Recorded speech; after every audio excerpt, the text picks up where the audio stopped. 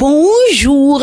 Divers sujets constituent le menu des journaux parus ce jour. Réumi Quotidien s'intéresse principalement à la criminalisation du déballage prôné par le président du groupe parlementaire Benno Bokk Yakaar Bara Sayoun. Moustapha Diakhaté marche dans le sillage du PM. Dans les sphères de l'État, l'agacement se fait ressentir par rapport aux sorties d'hommes politiques, notamment sur des questions brûlantes de l'heure. Si en effet le Premier ministre Mohamed Boun Abdallah Dionne s'est montré très remonté contre ceux qui diffusent de fausses nouvelles, Moustapha Diakhaté, président du groupe parlementaire de la majorité, n'a pas hésité à demander la criminalisation du déballage. Si le premier soutient que le gouvernement prendrait ainsi toutes ses responsabilités, désormais quiconque diffusera de fausses nouvelles s'exposera à la rigueur de la loi pénale. Nul n'a le monopole de l'engagement patriotique et de l'éthique. Le second est d'avis qu'il est nécessaire de modifier le code pénal pour prévoir la criminalisation du déballage et du non-respect des obligations de réserve, renseigne Hassan Sombe dans les colonnes de Réumi Quotidien. À la une du quotidien La Tribune, l'on indique que Maître Ousmane Ngom oublie la CREI parce qu'il se rapproche de Macky et dénigre Wade. Ce même Wade, son fils Karim et Samuel Sarr sont visés par la plainte de Onde Wattu Sénégal, informe à sa une l'Observateur, qui indique qu'ils seraient impliqués dans les contrats pétroliers de Aliou Sall et Franck Timis. L'Observateur regarde du côté du PDS et signale un silence bavard. Retour dans Réumi Quotidien qui renseigne que le bras de fer entre Modou Diagne Fada et le PDS pour le contrôle du groupe parlementaire des démocrates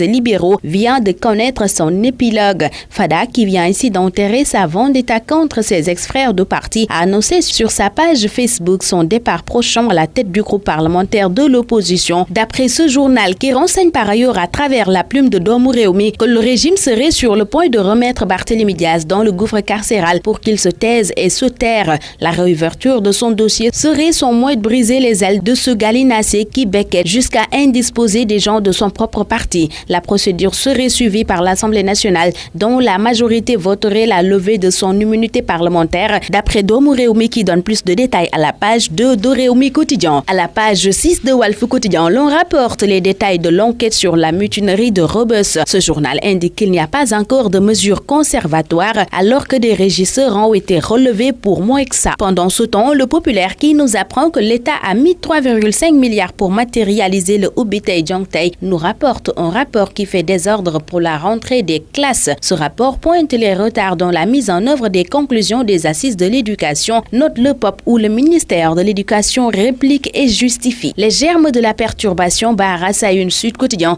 qui se penche sur la rentrée scolaire 2017 et la non-satisfaction de la plateforme revendicative des enseignants. Dans Libération, l'on informe qu'après les menaces, le président turc Recep Tayyip Erdogan est passé à l'acte depuis la semaine dernière. 5 étudiants sénégalais ont été expulsés de la Turquie dans l'illégalité absolue. Ce, après qu'un autre qui devait rallier Ankara a été refoulé sur Dakar après son arrivée. Cet acte est considéré comme une vengeance par ce journal qui rappelle que le Sénégal avait refusé de fermer les 15 écoles Gülen. Le journal Direct Info s'intéresse principalement aux relations entre Macky Sall et Serigne Modou Bousso Dieng et nous fait part d'une tentative avortée de rapprochement. Et dans le journal Enquête, c'est Cheikh Hamidou Kane qui revient sur ces relations entre Senghor, Mamadou Dia, entre autres. L'écrivain évoque la solution aux problèmes de l'Afrique avant d'indiquer des voies et moyens pour bien gérer le pétrole et le gaz récemment découvert au Sénégal. Dans Stade, le quotidien du sport, Antoine Bell sur les éliminatoires du mondial déclare, je cite, « Le Sénégal ne survolera pas sa poule ». Et dans Sunulombe, Gris Bordeaux galvanise Papa Sow qui doit affronter Ama Baldé. Bonne lecture à tous.